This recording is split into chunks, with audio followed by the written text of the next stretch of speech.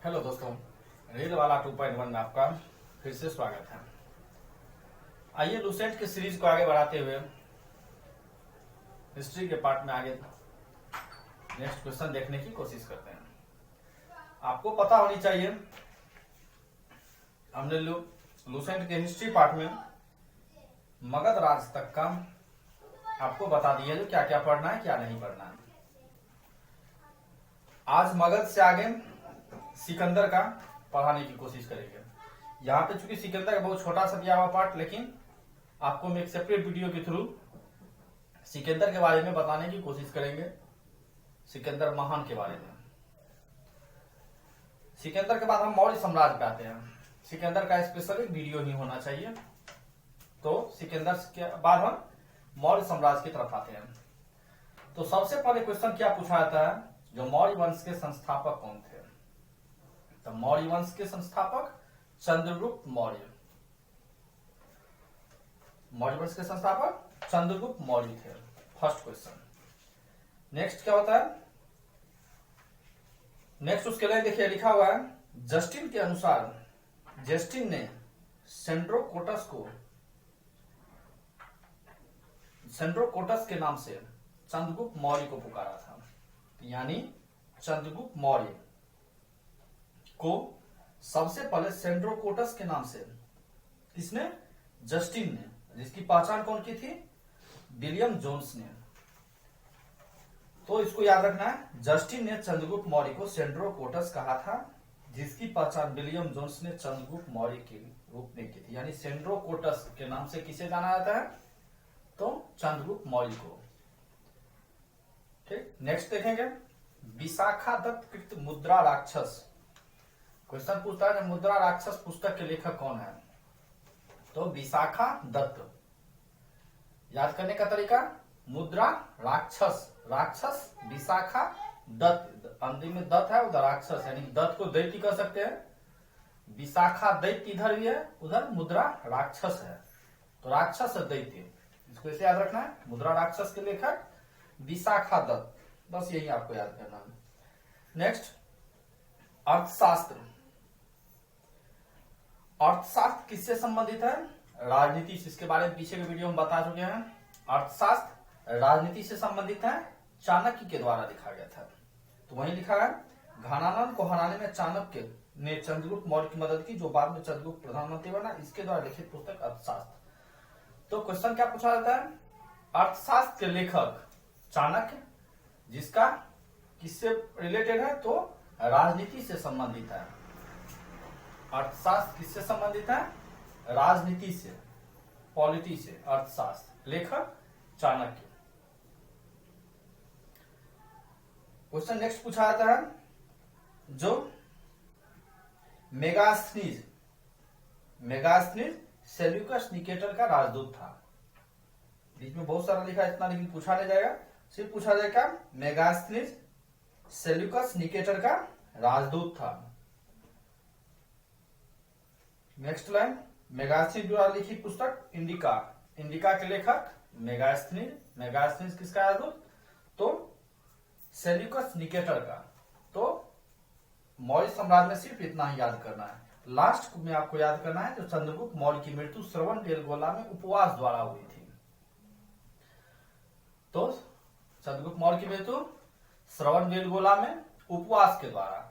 आप यदि मेरे वीडियो को शुरू से देखे होंगे तो आपको जैन धर्म और बौद्ध धर्म में हम जो डिफरेंस बताए थे, उसमें जैन धर्म में हम आपको बताए थे, जो जैन धर्म में निर्माण प्राप्त कैसे किया जाता है, और बौद्ध धर्म में कैसे किया जाता है।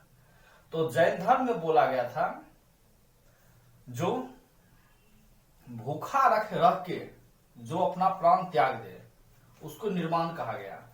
और बौद्ध धर्म में कहा गया था, जो जन्म और मृत्यु का जो साइकिल चलते रहता है, जन्म मृत्यु का साइकिल, इसको तभी तोड़ा जा सकता है जब हम क्या करें?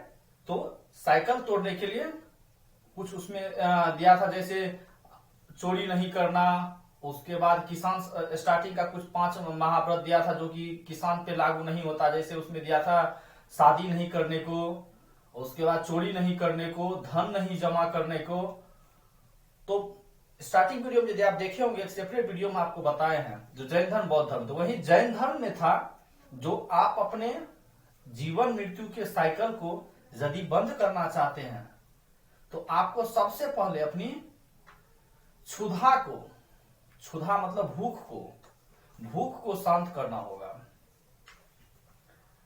ठीक, इसी को निर्वाण कहा गया है जैन धर्म में। तो वही महात्मा चंद्रगुप्त मौर्य को जो निर्वाण की प्राप्ति हुई वो उपवास के द्वारा हुई थी। तो यानी उपवास के द्वारा जब हुआ तो इसका मतलब चंद्रगुप्त मौर्य जैन धर्म से रिलेटेड है, यानी चंद्रगुप्त मौर्य जैन धर्म के अनुयायी है। चंद्रगुप्त मौर्य में मौ का और जैन में जौ का, इससे आपको याद रहेगा जो चंद्रगुप्त मौर्य किस धर्म से संबंधित है, जैन धर्म से। तो आपको सिर्फ चंद्रगुप्त मौर्य इतना ही याद करना है। ठीक, नेक्स्ट हम देखेंगे बिंदुसार। नेक्स्ट है बिंदुसार। तो हम जब बताए थे इससे पहले मगध राज में, तब आपको हम दो चीज बताए थे, बिंदुसार और बिंबिसार के बारे में। तो क्वेश्चन पूछा जाता है बिंदुसार किस वंश से संबंधित है, या आप क्वेश्चन पूछेगा बिंदुसार किस वंश से संबंधित है, दोनों अलग अलग है। जैसे बिंबिसार पूछे मगध राज से संबंधित था बिंबिसार, वहीं यदि बिंदुसार पूछ दे तो मौर्य वंश से संबंधित था। इसको याद करने का तरीका भी हम बताए थे। जो एक घर किस पे डिपेंड रहता है, एक बिंब पे डिपेंड रहता है। तो बिंब, चूंकि मगध राज सबसे प्रथम राज था इसलिए उसको बिंब पे डिपेंड था वो, यानी बिंब इक्वल टू बिंबिसार। तो मगध राज में बिंबिसार थे जबकि मौर्य वंश में बिंदुसार थे। नेक्स्ट देखेंगे बिंदुसार का पुत्र अशोक हुआ। तो आप देखेंगे जो मौर्य वंश में अशोक है और आगे पीछे में आपको बताया कालाशोक भी एक है जो शिशुनाग वंश से संबंधित है। तो अशोक के बारे में फिर एक सेपरेट वीडियो बताएंगे। वैसे अशोक मौर्य वंश से और कालाशोक था वो शिशुनाग वंश से था संबंधित। तो यहां दो डिफरेंस हमेशा याद रखना है। क्या फर्स्ट हम बोले बिंबिसार और बिंदुसार में अंतर याद रखना है। बिंदुसार जो थे वो मौर्य वंश से संबंधित, बिंबिसार मगध राज से संबंधित। इसी प्रकार अशोक मौर्य वंश से संबंधित, बिंदुसार का पुत्र, और उधर कालाशोक नागदशक नाग वंश से संबंधित, शिशुनाग वंश से संबंधित कालाशोक। तो शिशुनाग वंश से संबंधित कालाशोक को कैसे याद रखेंगे, जो दोनों में कालाशोक अशोक में डिफरेंस ना हो।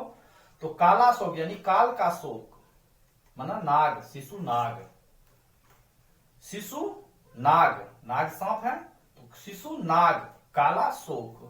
तो वो जो क्या है दोनों शिशु नाग, शिशु को नाग काटा तो वो क्या हुआ, शोक की लहर दौड़ गई, यानी शिशु को नाग काटा शिशु नाग, तो काला शोक यानी शोक की लहर दौड़ी काला शोक, यानी शिशुनाग वंश से संबंधित काला शोक है और मौर्य वंश से संबंधित अशोक है।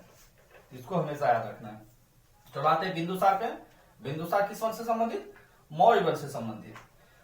बिंदुसार में क्या याद रखना है, जो बिंदुसार का एक उपनाम था, क्या नाम था, अमृत घात, जिसका हिंदी अर्थ था शत्रु विनाशक।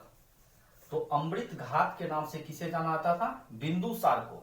ऑप्शन में बिंबिसार भी रहेगा तो बिंबिसार नहीं याद रखना है, शत्रु विनाशक के नाम से, अमृत घात के नाम से बिंदुसार को जाना जाता है, शत्रु विनाशक बिंदुसार। नेक्स्ट बिंदुसार आजीवक संप्रदाय का अनुयायी था। ठीक, उसके बाद आगे जाएंगे। आगे में लिखा हुआ है जो एथीनस के अनुसार बिंदुसार ने सीरिया के शासक एंटियोकस को मदिरा, सूखा अंजीर एवं दार्शनिक भेजने की प्रार्थना की थी। यहाँ पे तीन वर्ड जो है, क्या क्या, मदिरा, सूखा अंजीर एवं दार्शनिक, ये तीन वर्ड को याद रखना है। ऑप्शन में दे देता है जो बिंदुसार के दरबार में बिंदुसार को इनमें से क्या चीज भेजने के लिए नहीं अनुमति दिया गया था। ऑप्शन बहुत सारा, जिसमें तीन ही चीज बोला था तो भेजने के लिए, क्या, मदिरा, सूखा अंजीर एक दार्शनिक, तीन चीज। तो ये तीन चीज याद रखना है। बस बिंदुसार का खत्म। अब आएंगे अशोक में। अशोक का एक सेपरेट वीडियो के थ्रू बताएंगे अशोक के बारे में। अशोक में सबसे इंपॉर्टेंट आपको याद रखना है शिलालेख के बारे में, स्तंभ लेख के बारे में, इसको बहुत ज्यादा याद रखना है। कलिंग युद्ध के बारे में, जो कलिंग युद्ध में किस तरह महान अशोक का हृदय परिवर्तन हुआ था, जो उन्होंने युद्ध नीति छोड़ के धम्म नीति अपना लिए थे और अपने लड़कों को हर एक जगह बौद्ध धर्म प्रचार करने के लिए भेजे थे। तो याद रखना है, अशोक बौद्ध धर्म का प्रचार करने के लिए उन्होंने भेजा था। अशोक बौद्ध धर्म से, लेकिन इस वंश के संस्थापक चंद्रगुप्त मौर्य जैन धर्म से संबंधित है। तो नेक्स्ट वीडियो में आपको हम अशोक के बारे में एक सेपरेट वीडियो बताएंगे। अशोक में बहुत सारा चीज याद करना है। इसमें टोटल शिलालेख के बारे में, विशेष करके शिलालेख के बारे में, इन्होंने जो 13 से 14 शिलालेख दिए थे, इन 14 शिलालेख के बारे में आपको ट्रिक के थ्रू बताया जाएगा। तो नेक्स्ट वीडियो के लिए वेट करिए। तब तक जो जीडी का एग्जाम दे रहे हैं अच्छा से दीजिए, या जी का होने वाला एग्जाम है वो भी, जो करंट अफेयर्स नया जैसे अभी जो जीडी का एग्जाम दिए होंगे उसको 100% आईसीसी से भी, आईसीसी T20 का वर्ल्ड कप हुआ, उससे क्वेश्चन हमेशा पूछा ही गया होगा। तो आप लोग की सहूलियत के लिए कल के वीडियो में, कल से या परसों से या संडे के बाद मंडे से आप लोग को करंट अफेयर्स की कुछ 5-10 क्वेश्चन ऐसा बताया जाएगा जो कि क्वेश्चन एग्जाम में आएगा। जैसे आईसीसी वर्ल्ड कप हुआ है T20 का, उसके बारे में बताया जाएगा। उसके बाद भारत रत्न, पद्म विभूषण, पद्म भूषण एवं पद्मश्री के बारे में, किसको क्या मिला, उसमें जो मेन हस्ती होगा उसके बारे में बताया जाएगा। तो आप लोग ऐसे वीडियो पे बने रहिए, चैनल पे बने रहिए और चैनल देखते रहिए। तब तक के लिए बाय बाय, गुड नाइट।